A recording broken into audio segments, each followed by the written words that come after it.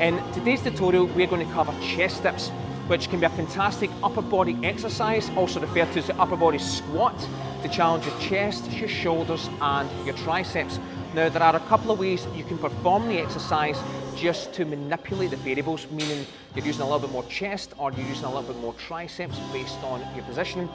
If you find them challenging to do body weight, because technically you are using your whole weight to perform the dip, today I'm going to also show you ways you can adjust the station to support your weight and allow you to practice your technique. So, to first get yourself set up for dips, ideally I prefer a hollow position where the legs are slightly in front, where I can maintain a nice abdominal brace and stable hips and thighs. But if you don't have that available, you might need to bring the legs back a little bit, and I'll show you the best way to perform that. So, to get yourself set up, if you have your hands to your sides and then nice tall lengthened posture, ideally this is probably going to be your dipping position where you can keep your wrists and elbows stacked throughout. So you'll tend to find if you come in like this, and if I go down here, see where my elbows and wrists want to go, which ideally is not a good position to be in. So once you've found that, you want to take yourself up to your starting point. Now notice my shoulder position here as well. I'm not trying to wear my traps for airs, I'm pushing myself away from the dipping station. Toes are pointed down, thighs, abs and glutes are nice and tight.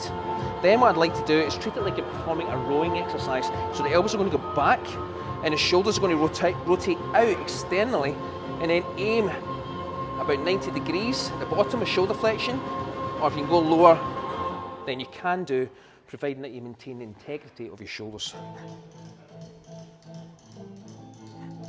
And push back up. Notice that bottom position, or when I'm going down, I'm drawing those elbows back, squeezing through the back muscles, and then pushing off. Okay? So you can do it that way with the legs slightly out in front.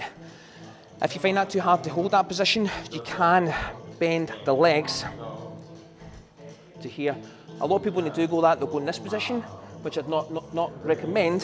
What I would do is bring the knees back, squeeze the hamstrings and glutes so the weight's not kicking through the low back. So when you go down, back of the legs, glutes, pushing your thighs together too, and then push back off. Okay? What you don't want to do when you're doing that position is cross the legs over, because when you go down, when it gets really heavy, you're probably going to kick through too much of the low back. All right? So that's just a couple of variations you can do. You can also use support with the band. One thing to remember when you are using the bands though, that it is going to give you assistance at the bottom, the mid and bottom position as you're descending down. So if you're going to be doing dips, I would normally recommend that you need to do exercises that will strengthen that mid to lower range as well. So think push-ups, dumbbell presses and so forth. So what you can do, set up your bands, hands keep them behind the band and have the band just below the knee. If you go too far out in front, the legs are going to sit in front like this. So find that nice position where you can now shift the knees so you're nice and straight from the knees to the shoulders. Push the thighs together, get those inner thigh muscles working, hips together, back of the legs and glutes tight. Create some tension through the abdominals. Start to descend down, same principles as before, and then push back off. Now make sure you are getting that shoulder position to finish, where you're getting all the muscles that surround the rib cage involved, including the serratus anterior. So that is dips that you can perform here at JP's. And if there's any more questions you'd like to ask, you can comment below, or you can send us a private message as well, folks. Take care.